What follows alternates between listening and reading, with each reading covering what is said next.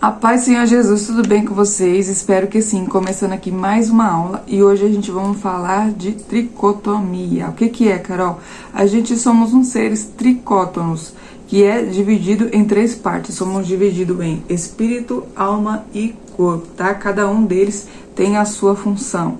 Ali o espírito, ele tem a sua função de conectarmos com Deus. Nós temos o Espírito, o Senhor, ele coloca, sobre nós o Espírito, então ele tem essa função ali de se conectarmos com o Senhor. Então é do Espírito que vem a nossa inteligência e a capacidade de discernir o bem e o mal, o que é certo, o que não é certo, tá?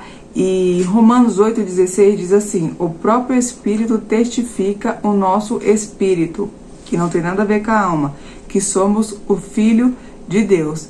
Então, o Espírito, ele tende a possibilitar essa comunhão com o Espírito de Deus, tá certo?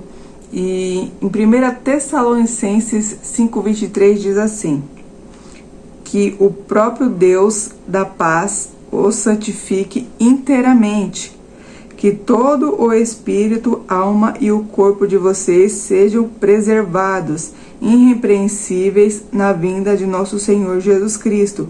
Aquele que chama é fiel e fará isso. Então ele está dizendo aqui, somos um conjunto, corpo, alma e espírito. Então todos têm que estar bem, certo?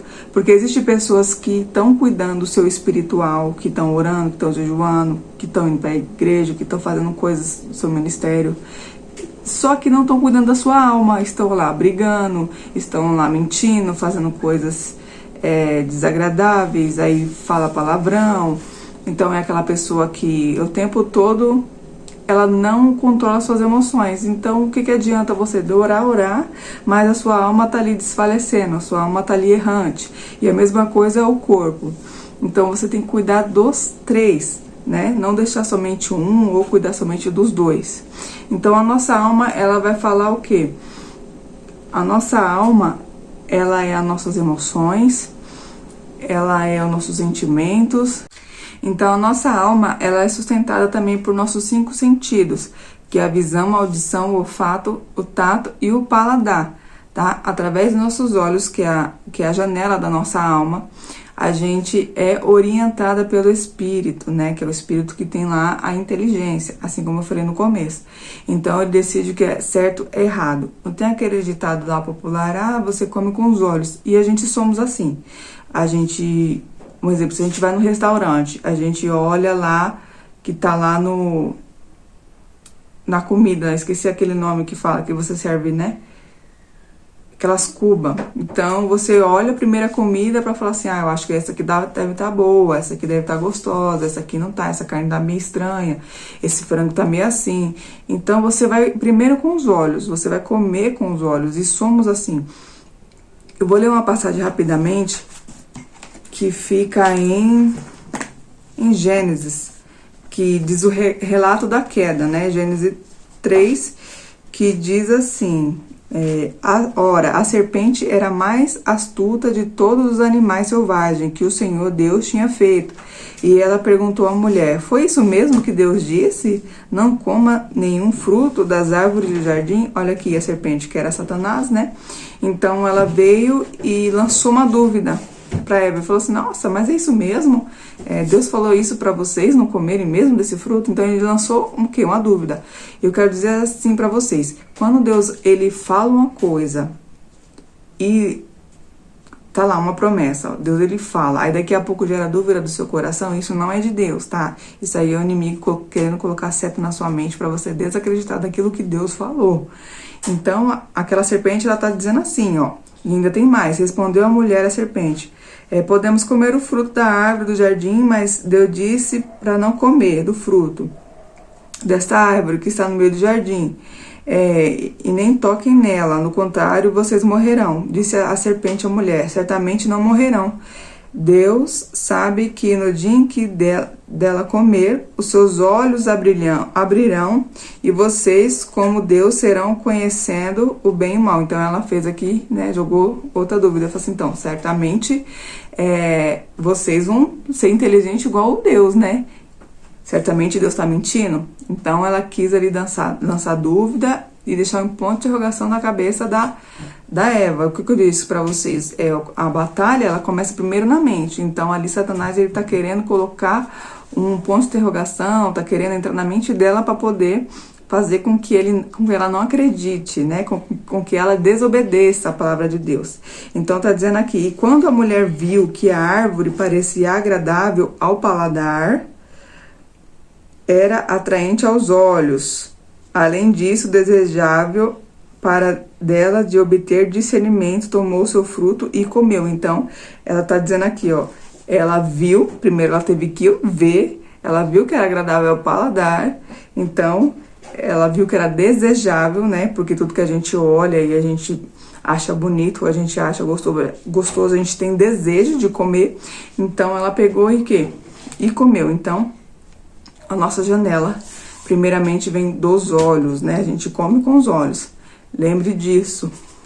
E através dos nossos ouvidos, a minha alma recebe informação. Então, através do ouvido que ela ouviu ali a serpente falando com ela, para que ela venha cair, né, no pecado, para que ela venha comer. Então, através do nariz, a gente sente o cheiro, ou a gente receita, ou a gente aceita, ou a gente rejeita, né? Então ali a gente tem por fazer uma escolha. E a mesma coisa acontece com o tato e paladar, né? Então a nossa alma, ela é imortal, ela vai habitar eternamente. O que volta para Deus é o nosso espírito, independente de a gente ir pro inferno ou a nossa alma ir pro seio de Abraão, né, pro lugar de descanso. A nossa alma que vai ser condenada e a nossa alma que vai ser julgada, tá certo? Eclesiastes 12:7 vai dizer que o nosso espírito, ele volta para Deus e o nosso corpo, ele volta para a terra. E a nossa alma, Carol, já vou te dar um exemplo. Jesus, ele nos conta aqui uma história, tá? Em forma de parábola. Só que essa história, ela é real, porque quando se cita nomes, é de fato o que acontece, tá? Então, a parábola é do rico e do Lázaro, que fica em Lucas 16:19. Havia um homem rico que se vestia de púrpura e de linho fino e vivia no luxo de todos os dias. Diante do seu portão, fora deixado um mendigo chamado Lázaro, coberto de chagas. Este ensinava a comer o que caía na mesa do rico. Até os cães vinham lamber a sua ferida. Chegou um dia em que o mendigo morreu e os anjos o levaram para junto de Abraão. O rico também morreu e foi sepultado. Então está dizendo aqui que o Lázaro, ele morreu e 2 anjos foram levar ele para o seio de Abraão, que é o lugar de descanso. Então aqui Lázaro foi salvo, né? Veio os anjos e levou ele para o seio de Abraão. E aqui o rico, ele foi sepultado.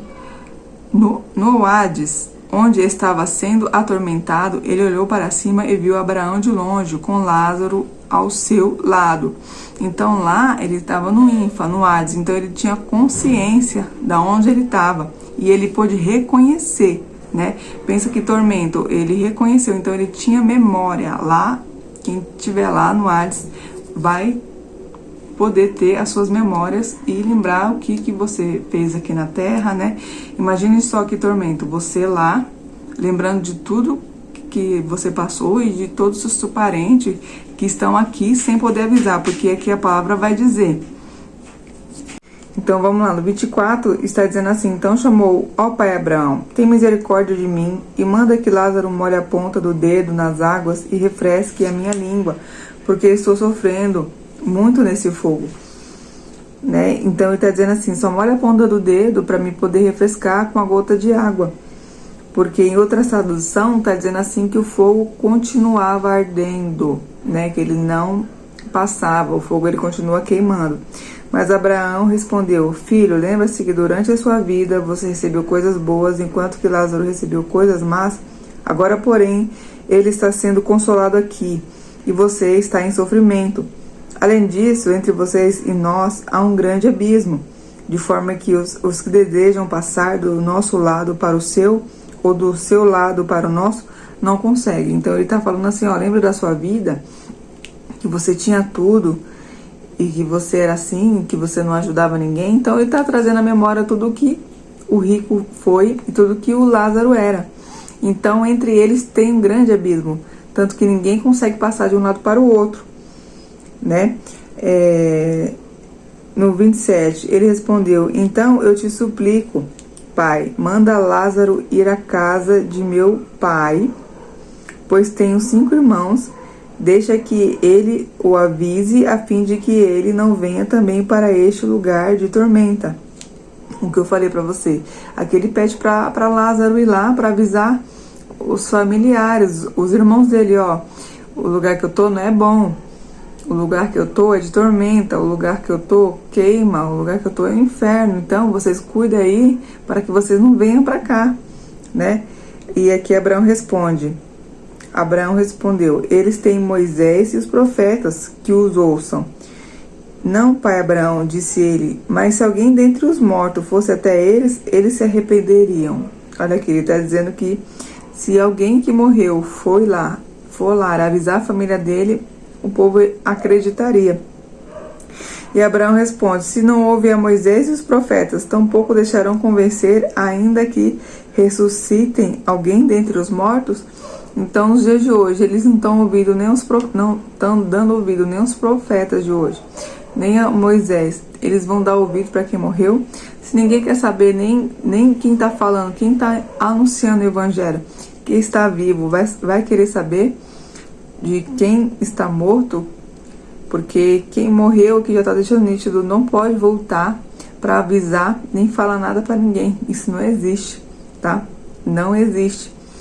Então, essa é a nossa alma. Ela vai ser julgada. Então, quando eu aprendi que a nossa alma, ela quem vai ser julgada, eu entendi que eu tenho que cuidar da minha alma, tá?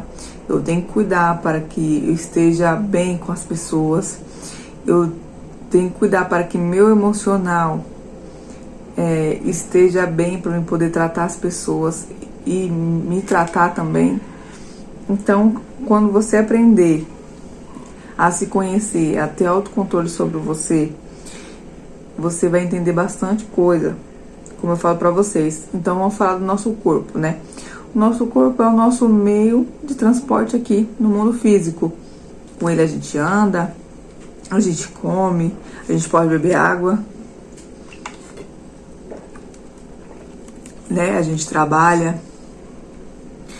a gente pode se divertir, a gente pode passear, mas a palavra está dizendo que a gente tem que cuidar dos 3. Então, como eu falei no começo, não adianta você ir para academia, que não é errado, tá? Mas não adianta você ir para academia, cuidar muito mais do seu corpo, deixar sua alma desfalecendo, e não adianta você cuidar muito da sua alma e o seu espírito lá sem conexão com Deus, né? Porque para isso foi que ele deixou o espírito.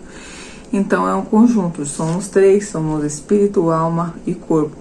Cuide dos 3, porque não existe uma alma forte no corpo fraco, tá? Vou repetir, não existe uma alma forte em um corpo fraco. Os 3 têm que estar bem.